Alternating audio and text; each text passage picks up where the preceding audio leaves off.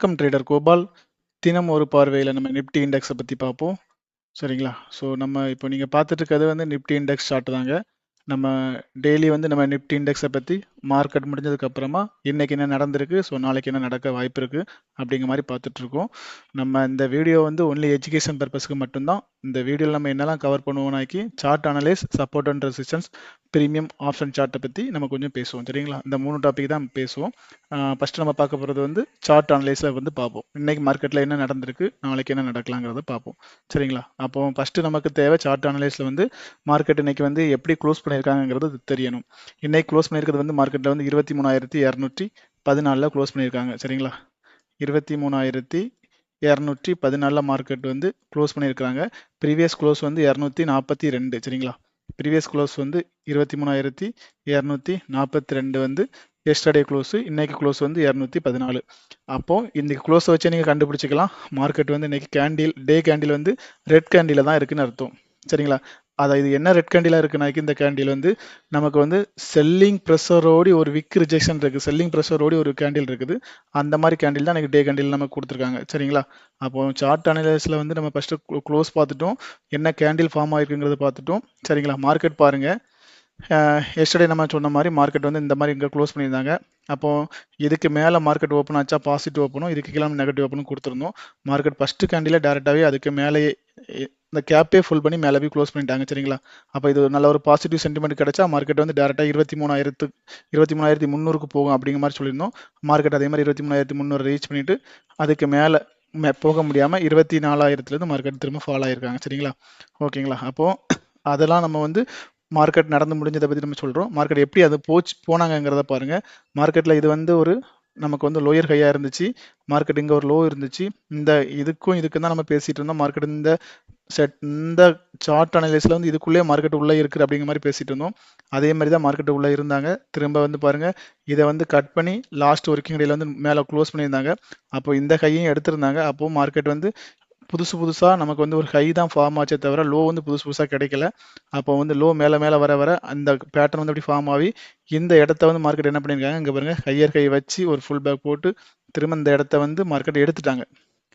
So இந்த ஹையை 23,419 ஒரு வேல்யூவை மார்க்கெட் இன்னைக்கு எடுத்த உடனே அங்கே இருக்க லிக்விடிட்டி எடுத்த உடனே மார்க்கெட் வந்து ஃபாலோ ஆக ஆரம்பிச்சிட்டாங்க. இந்த ட்ரெண்ட் லைன் லிக்விடிட்டி, இந்த கேப்பு வித் இந்த லிக்விடிட்டி, இந்த கேப் எப்படி ஃபார்ம் ஆச்சுன்னு பாருங்க. இந்த இடத்துல இருந்தால் மார்க்கெட் கீழே ஃபார்ம் ஆகி இந்த கேப் வந்துச்சு. ஸோ அந்த இடத்த ஃபுல் பண்ண உடனே எங்கேருந்து ஃபாலோ ஆனாங்களோ அது திரும்ப அதே இடத்துலேருந்து திரும்பவும் ஃபாலோ ஆகிருக்காங்க. அப்போ இந்த ரெசிஸ்டன்ஸ் வந்து ஸ்ட்ராங்காக இருந்தனால தான் இந்த இடத்துலேருந்து மறுபடியும் மார்க்கெட்டு வேகமாக ஃபாலோ ஆகி இங்கே வந்து நிற்கிறாங்க. சரிங்களா? பாருங்கள், அப்போ இது என்ன சொல்லலாம், இது வந்து நம்ம வந்து ஹையர் டைம் ஃப்ரேமில் வந்து டெய்லி வீடியோவில் பார்த்தா தெரியும் உங்களுக்கு. நம்ம ஹையர் டைம் ஃப்ரேமில் வந்து டவுன் ட்ரெண்டில் இருக்கிறோம். லோயர் டைம் ஃப்ரேமில் வந்து எஸ்டர்டே வந்து மார்க்கெட்டில் வந்து இந்த மாதிரி ஒரு பேட்டர்ன் எடுத்து மார்க்கெட்டில் வந்து ஒரு அப் ட்ரெண்டுக்கு போயிருக்காங்க, அந்த லோ கட் பண்ணாலும் அப் ட்ரெண்டுக்கு போகிறாங்க அப்படிங்கிற மாதிரி சொல்லியிருந்தோம். அதே மாதிரி இந்த என்ன பண்ணியிருக்காங்க, மறுபடியும் ஹையர் ஹை ஃபார்மேஷன் வச்சுட்டு இந்த கையை மார்க்கெட் எடுத்திருக்காங்க. எடுத்துட்டு மார்க்கெட் இந்த கையை எடுத்ததுக்கப்புறமா அப்போ இந்த லோ 3 லோ வந்து மறுபடியும் மார்க்கெட்டு சடனாக வந்து ஒரு ப்ராஃபிட் புக்கிங்கில் கீழே வந்து வந்திருக்காங்க. அப்போ இந்த லோவை வந்து எடுக்கிறதுக்கு எங்கேருந்து மார்க்கெட் வந்து ஸ்டார்ட் பண்ணாங்க, அவங்களுடைய கேரியரை வந்து இந்த லோ எடுக்க எங்கேருந்து ஸ்டார்ட் பண்ணியிருக்காங்கனாக்கி இங்கே தான் ஒரு சைட்வேஸ் மூவ் பண்ணி மார்க்கெட்டில் இங்கேருந்து தான் ஸ்டார்ட் பண்ணியிருக்காங்க. அதுக்கு மேலே தான் மார்க்கெட்டில் வந்து இன்றைக்கி க்ளோஸ் கொடுத்துருக்காங்க. அதுக்கு கீழே க்ளோஸ் பண்ணனால அதுக்கு மேலே தான் க்ளோஸ் பண்ணியிருக்காங்க. சரிங்களா? அப்போ மார்க்கெட் ஏற்கனவே இந்த மாதிரி ஒரு ட்ரெண்ட் ஃபார்மேஷன் பண்ணி இங்கே பாருங்கள், மார்க்கெட் எப்போவுமே ஷார்ட்டில் வந்து ஒரு ட்ரெண்ட் ஃபார்மேஷன் பண்ணி தான் மார்க்கெட் வந்து மூவ் ஆகும். சரிங்களா? இந்த மாதிரி ட்ரெண்ட் ஃபார்மேஷன் பண்ணி தான் மார்க்கெட் மூவ் ஆகிருந்துச்சு. அப்போ மறுபடியும் இந்த ட்ரெண்ட் ஃபார்மேஷன் வந்துட்டு இருந்தாங்க. அப்போ இந்த ட்ரெண்டை வந்து மார்க்கெட் வந்து உடைக்கிறதுக்கு இந்த இடத்துல ஒரு பேஸ் ஆகி தான் மார்க்கெட் வந்து மறுபடியும் உடைச்சிருக்காங்க. மறுபடியும் ஃபர்தராக பாருங்கள், இப்போ நம்ம வந்து இந்த ட்ரெண்டும் ஃபார்ம் ஆனது மாதிரி பேசிகிட்டு இருக்கோம். இப்போ இங்கே பாருங்கள், மறுபடியும் கீழே வந்து ஒரு ட்ரெண்ட் ஃபார்மேஷன் இருக்குது பாருங்கள். இந்த மாதிரி மார்க்கெட் இந்த இடத்துலலாம் இங்கே எப்போல்லாம் வருதோ மார்க்கெட் அப்போ பை ஆகி போகுது. இங்கே வரப்போ இங்கே ஒரு கேப் அப் ஆகிருக்கு, மறுபடியும் இங்கே வரப்போ ஒரு பை ஆகிருக்குது. திரும்ப அப்போ நாளைக்கு பாருங்கள், மார்க்கெட்டு இந்த இடத்துல வரப்போ மறுபடியும் கூட பை ஆகலாம். இந்த இடத்துல தான் மார்க்கெட் வந்து க்ளோஸ் பண்ணியிருக்காங்க. சரிங்களா? இந்த மாதிரி சார்ட் அனலைஸ் பண்ணுறப்போ இந்த மாதிரி சின்ன சின்ன விஷயங்களை நம்ம வந்து கரெக்டாக கவனித்து பார்த்தோம்னா மார்க்கெட்டில் வந்து அது ஒரு என்ட்ரி பாயிண்ட்டாக நம்ம வந்து எடுத்துக்கலாம். ஓகேங்களா?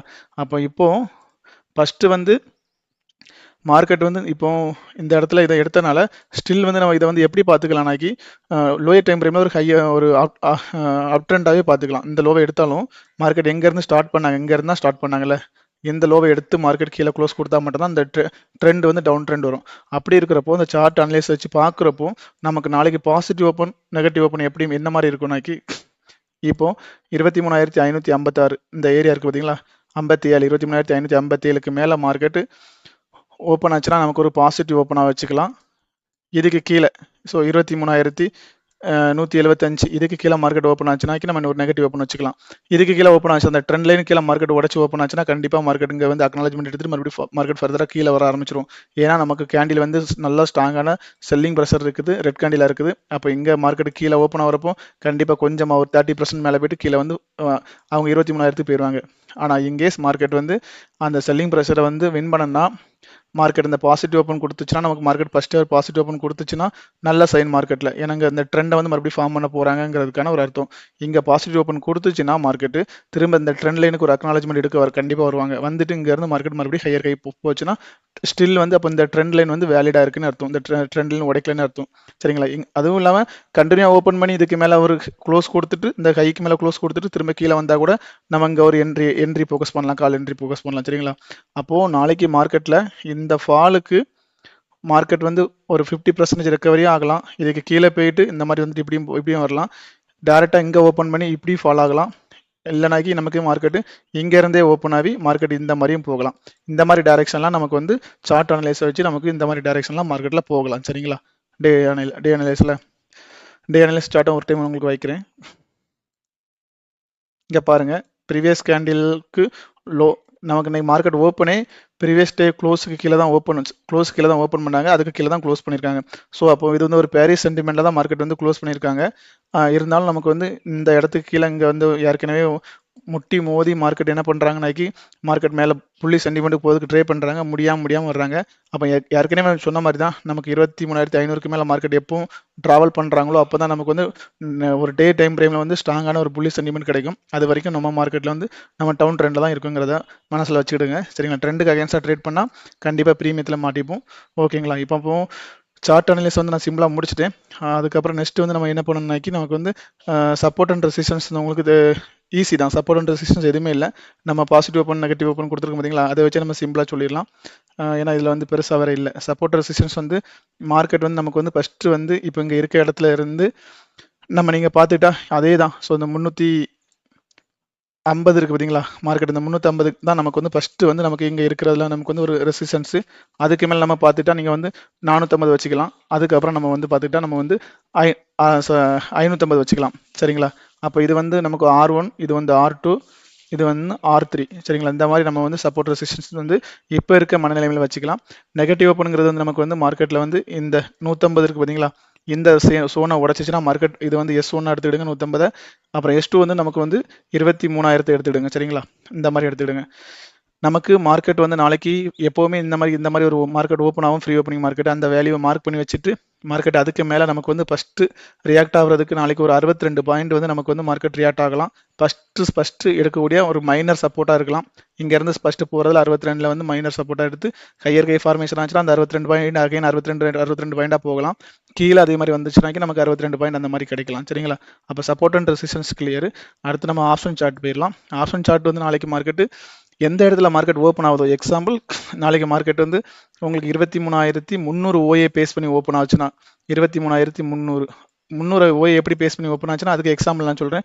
மார்க்கெட்டு இப்போ வந்து 23,278 சரிங்களா 76 இந்த ரேஞ்சில் இருந்து நமக்கு 23,328 இந்த ரேஞ்சுக்குள்ளே மார்க்கெட் ஓப்பன் ஆச்சுங்களா, அப்போ நமக்கு வந்து மார்க்கெட் என்ன 324 வச்சுடுங்க. சரிங்களா?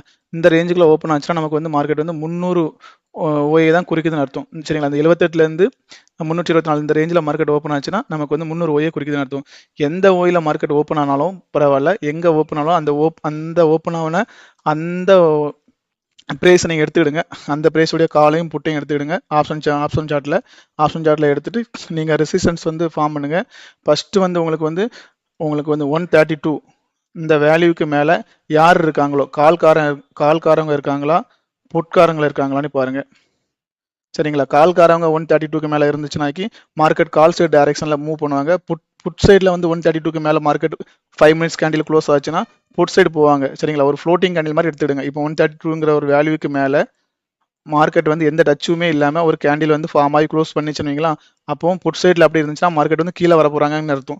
அதே இது கால் சைடில் இருந்துச்சுன்னா 132க்கு மேலே இருந்துச்சுன்னா மார்க்கெட் அந்த இடத்துல இருந்து மார்க்கெட் மேலே போகிறாங்கன்னு அர்த்தம் சரிங்களா. இந்த வேல்யூஸை நோட் பண்ணிவிடுங்க. நாளைக்கு மார்க்கெட்டில் இந்த நீங்கள் வந்து எக்ஸாம்பிள் மார்க்கெட் 23,000 ஓப்பன் ஆச்சுன்னா அந்த காலும் புட்டையும் வைங்க. யார் வந்து 132 ரூபாய்க்கு மேலே இருக்காங்கன்னு பாருங்க.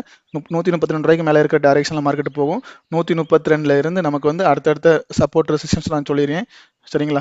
நோட் பண்ணிவிடுங்க. இது வந்து உங்களுக்கு மார்க்கெட்டில் கண்டிப்பாக ஆப்ஷன் சார்ட்டுக்கு கண்டிப்பாக லோ ப்ரீமியத்தில் நீங்கள் எடுக்கலாம். எடுத்துட்டு கரெக்டாக எக்ஸிட் ஆகிக்கலாம். எக்ஸாம்பிள் நான் வந்து நீங்கள் எந்த ப்ரீமியத்தில் எடுத்தாலும் இந்த சப்போர்ட் ரெசிஸ்டன்ஸ் நாளைக்கு வந்து நீங்கள் செக் பண்ணி பாருங்கள். கண்டிப்பாக உங்களுக்கு ரியாக்ட் ஆகும் சரிங்களா. எக்ஸாம்பிள் நீங்கள் 132 ரூபாயில் நாளைக்கு எடுக்கிறீங்க சரிங்களா. அடுத்தால வந்து உங்களுக்கு வந்து R1 வந்து நீங்கள் வந்து 160 எடுத்துக்கிடுங்க. R2 வந்து இந்த இடத்துல நீங்கள் எக்ஸிட் ஆகிக்கலாம். மறுபடியும் ரீஎன்ட்ரி கூட ஃபோக்கஸ் பண்ணிக்கலாம். 188 எடுத்துக்கலாம்.